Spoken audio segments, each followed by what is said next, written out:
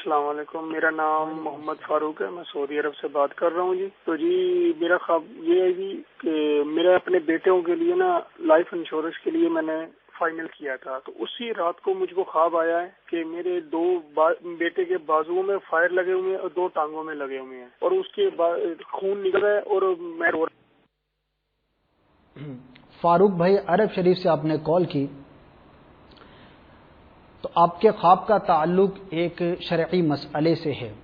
آپ نے خواب میں بھی نقصان کی صورت دیکھی اور آپ نے کہا کہ اسی دن آپ نے اپنے بیٹوں کا انشورنس کروایا تھا۔ تو یاد رہے کہ انشورنس جو ہے وہ لائف انشورنس آپ نے کروایا، اس کو علماء کرام ناجائز قرار دیتے ہیں۔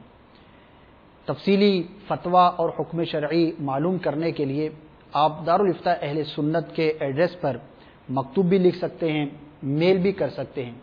میل ایڈریس بھی نوٹ کر لیجئے، daruliftah@dawatIslami.net۔ آپ اس ایڈریس پر جو ہے وہ اپنا مسئلہ لکھ سکتے ہیں۔ نیٹ پر بھی آپ کو انشاءاللہ جو مل جائے گا، جو دارالافتاء کے حوالے سے ہماری ویب سائٹ پر سروس ہے، وہاں پر لائبریری آپ بیمہ یا انشورنس لکھ کے آپ سرچ کریں گے تو اس سے متعلق آپ کو حکم شرعی تفصیلی دلائل کے ساتھ امام اہل سنت اعلی حضرت رحمۃ اللہ تعالی علیہ کے جزیات کے ساتھ مل جائے گا۔ تو یہ پالیسی جو ہے وہ حاصل کرنا درست نہیں، ناجائز ہے، فوراً اس سے اجتناب کیجئے، اس کو آپ اسے اوائڈ کیجئے۔ اللہ تبارک و تعالیٰ کی بارگاہ میں صدقہ کرنا، خیرات کرنا، اس کے احکامات پر عمل کرنا، یہ دینی اور دنیاوی ہر طرح کے نقصان سے حفاظت کا ہمیں طریقہ بتایا گیا ہے۔ البتہ اپنے جان اور مال کی حفاظت کے لیے الحمدللہ ہمیں شریعت مطہرہ نے رہنمائی فرمائی ہے، اس کے مطابق عمل کریں۔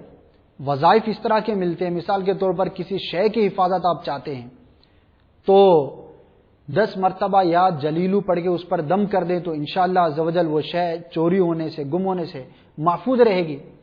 اسی طرح اپنی حفاظت کے لیے بھی وظائف ہیں، تعویذات حاصل کر سکتے ہیں۔ پھر بے شمار روایات کے اندر، بکثرت روایات کے اندر ہمیں اللہ تعالیٰ کی راہ میں خرچ کرنے، صدقہ کرنے، خیرات کرنے کی ترغیب دی گئی ہے، اور جہاں اس کے دیگر فوائد بیان کیے گئے وہیں ایک فائدہ یہ بھی بیان کیا گیا کہ صدقہ مصائب و آلام سے بندے کی حفاظت کرتا ہے۔ تو جو جائز طریقے ہیں، اللہ تعالیٰ کی بارگاہ میں دعا کریں، 5 وقتہ نماز کی پابندی کریں، ہر نماز کے بعد دعا کریں یا اللہ عزوجل میرے جان و مال کی حفاظت فرما۔ اور اگر آپ امیر اہل سنت سے مرید ہیں، بیعت ہیں، تو شجرہ عطاریہ کے اندر بھی اس طرح کے اوراد و وظائف ہیں، اپنی حفاظت کے لیے، اپنے گھر والوں کی حفاظت کے لیے، گھر کی مال و متاع کی حفاظت کے لیے۔ تو یہ جو جائز طریقے ہیں وہ ہمیں اختیار کرنے چاہیے۔ ناجائز کے ذریعے سے بظاہر حاصل ہونے والا نفع اگر حاصل ہو بھی جائے تو وہ در حقیقت نفع نہیں بلکہ نقصان ہے، کیونکہ ہم مسلمان ہیں اور مسلمان اللہ تبارک و تعالیٰ کے فرما برداری کے کام ہی میں نفع پاتا ہے۔ تو انشاءاللہ عزوجل حکم شریعت پر عمل کریں گے تو اللہ تبارک و تعالیٰ کی رحمت سے امید ہے کہ آپ کے گھر والوں کی ضرور حفاظت رہے گی۔